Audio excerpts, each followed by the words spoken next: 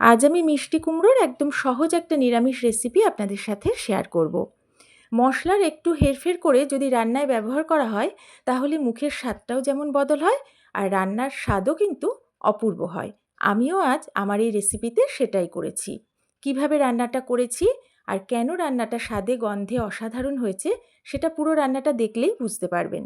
নমস্কার, কাকলিস কুকিং হাবের নতুন এই ভিডিওতে আপনাদের সবাইকে স্বাগত। আজকে রান্নার জন্য এখানে আমি একটা বড় ফালি মিষ্টি কুমড়ো নিয়েছি। এবারে এই কুমড়োর খোসাটা প্রথমে পাতলা করে ছাড়িয়ে নেব আর মাঝের এই অংশটা ছাড়িয়ে বাদ দিয়ে দেব। কুমড়োর খোসা ছাড়িয়ে মাঝের অংশ বাদ দিয়ে দুটো টুকরো করে কেটেছি আর একবার ভালো করে ধুয়েও নিয়েছি। এখন কুমড়োটাকে আমি ছোট ছোট করে কেটে নিচ্ছি। মিষ্টি কুমড়ো খেতে কিন্তু অনেকেই অপছন্দ করেন, তবে এই সবজিটা কিন্তু এখন আমাদের প্রায় প্রত্যেকের বাড়ি প্রায়ই হবে।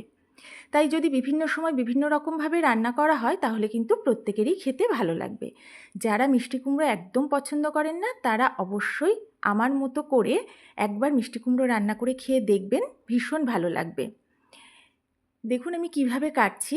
এগুলোকে এইভাবে ছোট ছোট কিউবের আকারে কেটে নিচ্ছি। এই রান্নার জন্য খুব বড় করে কুমড়োটা কাটার দরকার নেই। সমস্ত কুমড়োটা একই রকমভাবে আমি কেটে নেব। সম্পূর্ণটা কেটে একটা প্লেটে তুলে নিয়েছি। এবারে আমি আলু কেটে নেব। এরকম মাঝারি সাইজের দুটো আলু আমি এই রান্নায় দেব। যেভাবে কুমড়ো কেটেছি ঠিক সেভাবেই আলু দুটোকে কেটে নেব। এটাকেও সেভাবে কেটে নিচ্ছি। আপনারা এই রান্নাটা আলু ছাড়াও করতে পারেন। আরেকটা আলুও কেটে নেব। দুটো আলু কেটে নিয়েছি। এবার গ্যাস ওভেনে আমি একটা কড়া বসিয়ে প্রথমে কড়াটা গরম করে নিয়েছি। এবারে গরম কড়াতে আমি দিয়ে দিচ্ছি একটা তেজপাতা, একদম ছোট ছোট করে ছিঁড়ে দিয়ে দিলাম। আর দিচ্ছি একটা শুকনো লঙ্কা, বোঁটাটা ফেলে দিয়ে মাঝখান থেকে ছিঁড়ে দিলাম। গরম কড়াতে গ্যাসের ফ্লেমটা লোতে রেখে এইভাবে প্রথমে নাড়াচাড়া করে অল্প কিছুটা সময় তেজপাতা আর শুকনো লঙ্কাটা ভেজে নিলাম। এবারে আমি এর মধ্যে দিয়ে দিচ্ছি এই ছোট চামচের 1.5 চামচ মতো পাঁচফোড়ন। আর আমি দেব এই ছোট চামচেরই 1.5 চামচের সামান্য একটু বেশি গোটা জিরে। এখন এই মশলাগুলো আবারও এইভাবে সমানেই নাড়াচাড়া করে একটু মুচমুচে করে ভেজে নেব, বেশি লাল করব না।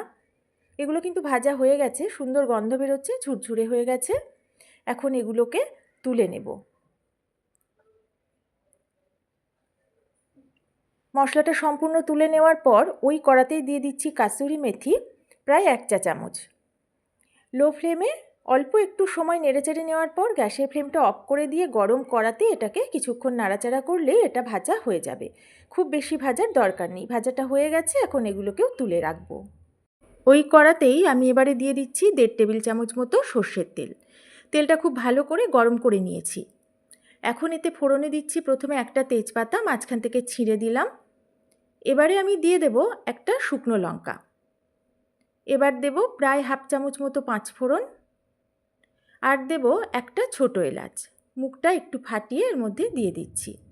ছোটো এলাচটা একটাই দেবেন, তার বেশি কিন্তু দেওয়ার দরকার নেই। এবারে লো ফ্লেমে রেখে এইভাবে নাড়াচাড়া করে ফোড়নটা প্রায় 15 থেকে 20 সেকেন্ড মতো ভেজে নেব। ফোড়নটা ভাজা হয়ে গেছে। এখন আমি এর মধ্যে দিয়ে দিচ্ছি ছোটো চামচের 1/4 চামচ হিং। হিংটা দিয়েই কিন্তু একটু নাড়াচাড়া করতে হবে। আর হিং বেশিক্ষণ ভাজার দরকার নেই, অল্প একটু সময় এইভাবে নাড়াচাড়া করতে করতেই হিং থেকে কিন্তু খুব সুন্দর একটা ভাজা গন্ধ বেরোতে শুরু করেছে। যে আলুগুলো আমি কেটে রেখেছিলাম, আলুগুলো ধুয়ে জল ঝরিয়ে রেখেছিলাম, সেই আলুর টুকরোগুলো এবারে আমি দিয়ে দিচ্ছি। সমস্ত আলুর টুকরোগুলো দেওয়া হয়ে গেছে। গ্যাসের ফ্লেমটা মিডিয়ামে রেখে প্রথমে অল্প কিছুটা সময় নাড়াচাড়া করে নেওয়ার পর ঢাকা দিয়ে লো ফ্লেমে প্রায় 3 মিনিট মতো ভেজে নেব। তবে এখন কিন্তু আলুতে আমি লবণ দিলাম না। কিছুক্ষণ ঢেকে রাখার পর ঢাকাটা তুলে নিয়ে আবারও নেড়ে নিচ্ছি। আলুটা কিন্তু সামান্য ভাজা ভাজা হয়েছে, 50% মতো এটা কিন্তু সেদ্ধ হয়েছে। এইভাবে আলুটা কিন্তু একটু সেদ্ধ করার মতো করেই ভেজে নিতে হবে। তারপরে আমি কেটে রাখা কুমড়োটা দিয়ে দিলাম। যেহেতু কুমড়ো সেদ্ধ হতে বেশি সময় লাগে না, তাই আলুটা যদি অর্ধেকটা সেদ্ধ হওয়ার পরে কুমড়োটা দেওয়া হয় তাহলে কিন্তু এরপরে কুমড়ো আর আলু একসাথে খুব তাড়াতাড়ি সেদ্ধ হয়ে যাবে, রান্নাটাও তাড়াতাড়ি হবে। এবারে এইভাবে উপর নিচ করে উল্টে পাল্টে তেলের সাথে কুমড়োটাও মিশিয়ে নিচ্ছি। এবার কুমড়ো আর আলু আবারও একসাথে আমি বেশ কিছুটা সময় ভেজে নেব। গ্যাসের ফ্লেমটা মিডিয়ামে রেখে এইভাবে নাড়াচাড়া করেই কিন্তু এখন আমি ভাজবো। এখনও আমি এতে লবণও দিলাম না বা ঢাকাও দিলাম না। বেশ কিছুটা সময় দেখুন এইভাবে ভেজে নেওয়ার ফলে কুমড়োটা কিন্তু অনেকটা কমে এসেছে, আর দেখেই বোঝা যাচ্ছে সামান্য ভাজা ভাজাও হয়ে গেছে। এখন আমি এর মধ্যে দিয়ে দিচ্ছি 3টে চেরা কাঁচা লঙ্কা। আপনারা চাইলে ঝাল শুকনো লঙ্কার গুঁড়ো কিন্তু এখানে দিতে পারেন। আমি ঝাল শুকনো লঙ্কার গুঁড়োটা যেহেতু খুব একটা ব্যবহার করি না, তাই কাঁচা লঙ্কাই দিলাম। এবার আবারও মিনিট খানেক এইভাবে একটু নাড়াচাড়া করে নিচ্ছি। গ্যাসের ফ্লেমটা কিন্তু মিডিয়ামে রেখেছিলাম। এবার লো করে দিয়ে ঢাকা দিয়ে আমি 2 থেকে 3 মিনিট আবারও ভেজে নেব। প্রায় 3 মিনিট ঢাকা দিয়ে রান্না করার পর ঢাকাটা তুলে আমি আবারও একটু নাড়িয়ে নিচ্ছি। লবণ দেওয়া হয়নি, তবুও ঢাকা দিয়ে রান্না করার ফলে এর থেকে কিন্তু এখনই অল্প অল্প জল বেরোতে শুরু করেছে। এখন আমি এর মধ্যে দিয়ে দিচ্ছি স্বাদ মতো লবণ। একটা ছোট টমেটো বড় টুকরো করে কেটে রেখেছিলাম, সেই টমেটো কুচিটাও এখন এর মধ্যে দিয়ে দিচ্ছি।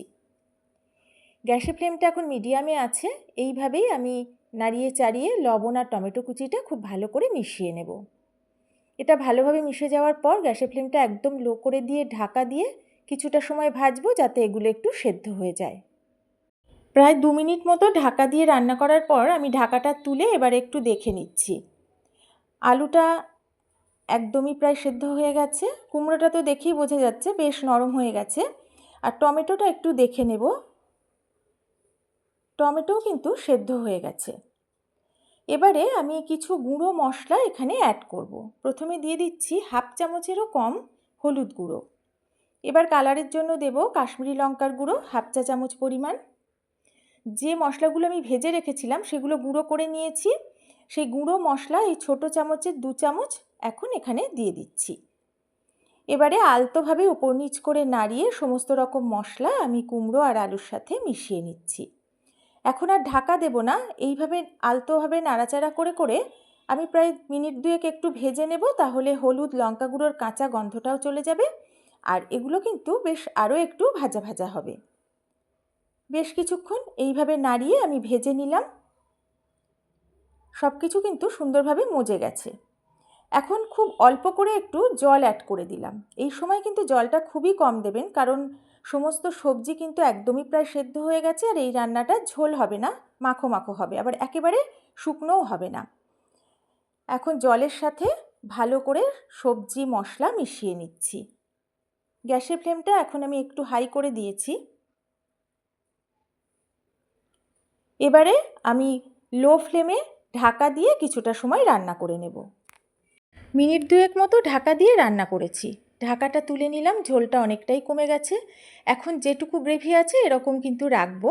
আর আলুটা দেখে নিলাম একদমই সেদ্ধ হয়ে গেছে। সব কিছু যেহেতু সেদ্ধ হয়ে গেছে, এবারে আমি এর মধ্যে অল্প করে একটু চিনি অ্যাড করে দিলাম। কুমড়োটা যেহেতু বেশ ভালোই মিষ্টি, তাই খুব বেশি চিনি দিলাম না। আর যে ভাজা গুঁড়ো মশলাটা অবশিষ্ট ছিল সেটুকু পুরোটাই দিয়ে দিলাম।